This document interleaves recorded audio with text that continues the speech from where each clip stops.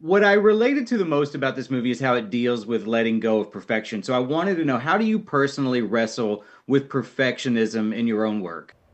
Oh man, I mean, I think everyone who calls themselves an artist, I mean, first of all, I think they, I'm like anybody else, have, actors that I look for, like I look up to, and whose work I absolutely idolize, and in that way, it almost creates this like unattainable expectation that, when I step on set, I'm gonna do work and it's gonna be like that. And anything that comes out that's less than that, which is of course all the work that I do, I'm always gonna be hypercritical, and I'm always gonna feel like I'm not enough, because like, why am I not, at the level of these people who have decades long careers, whose work is like, the best in the world, and yeah, it's tough, man. It's tough, and I don't know that I have an easy answer for it.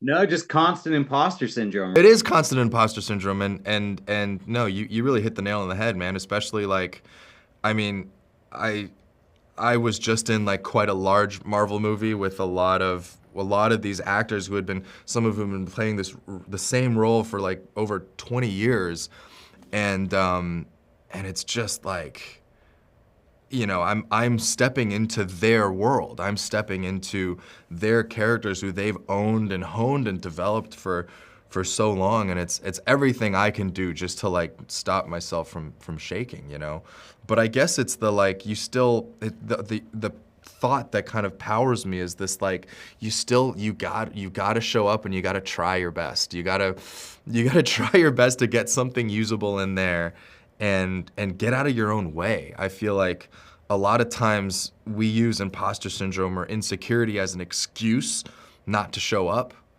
And I just think that the most important thing is if you can identify that for what it is, which is like almost like a mirror that you're reflecting back on you.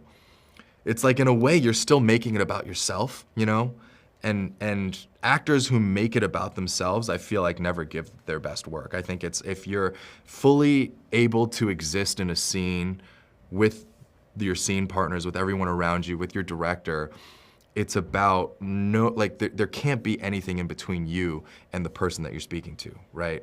Because that's how it is in life.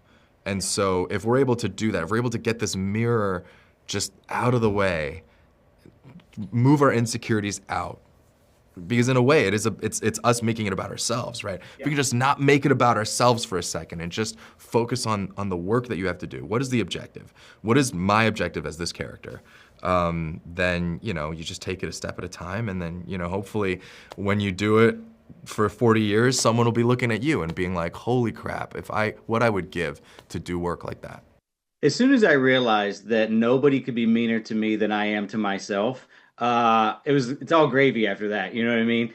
Uh, You and I must have had very similar childhoods. I think we did. I'm feeling very simpatico with you. One thing I wanted to ask you, in your wildest dreams, how many sequels should Shang-Chi get? Yeah, as I would keep doing them as long as I physically could. Yeah. Yeah, dude, however many that is, we need more, but I I understand that's a appreciate you lot saying of that. fight choreography, and we have to think about your poor knees. So, yeah, dude, I think that would be awesome.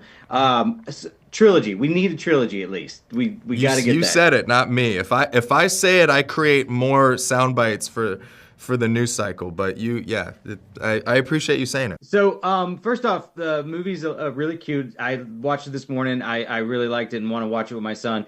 Craig, when you found out Baloney Tony was a one-eyed giraffe stuffed with baloney, did you even need to read a script, or were you just all in after that?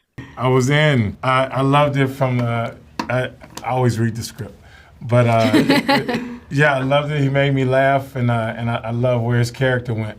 So yeah, it was a no-brainer for me. So, animation always transforms the humor in the script, timing, expressions, exaggerations. I want to know what scene for each of you surprised you the most with how it elevated a joke once it was animated. Oh, I know. Okay, so the scene when Stevie and Elliot are flying their bed, for context, when I'm recording and the script gets updated and I'm re-recording, sometimes I don't see what other people's lines have changed. So I remember watching the film and they're flying over the town and Eli did this great line delivery of a line that I didn't know that was in there where he's like, where's our house? Wait, that one has a pool. Why don't we have a pool? Are we poor? And like, that caught me so off guard, but I think it's my favorite joke in the film and it's like entirely how you said it. Yeah, I love that. Sorry, I was saying, what about you guys? Oh, I love that scene too that she was talking about because I remember that was like one of the first like animated scenes that I saw, and it was really cool seeing their bed like come alive and like fly through the city, and like Stevie is like hanging on behind, like getting dragged along, and it was really funny like seeing her like getting dragged along, and my character is like, oh, I didn't know you were doing parkour, but really she's just trying to survive while hanging onto the bed. That scene too is like one of the few scenes that I don't know why I was thinking, but I was actually imagining myself on a bed in the sky like that. I was like, that would terrify me. I don't, you guys actually, the characters handled it really well compared to how I would be handling that if I was on a floating bed. What about you, Craig? I gotta go with laser farts. Now, I know a lot of times voice recording is done solo, but the three of you really seem to have great chemistry. So were you able to record any of this together?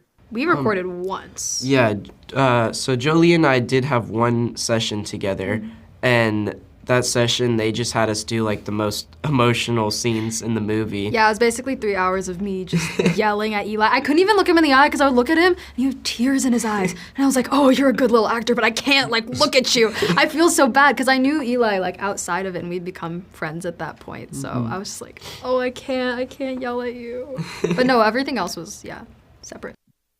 That blows my mind that you guys do that solo and it comes out so well. Jolie, one thing I wanted to ask, Stevie's very much a perfectionist, and I heard you mention that playing her was cathartic because you've been that way yourself. So I want to know what part of her arc hit home most for you.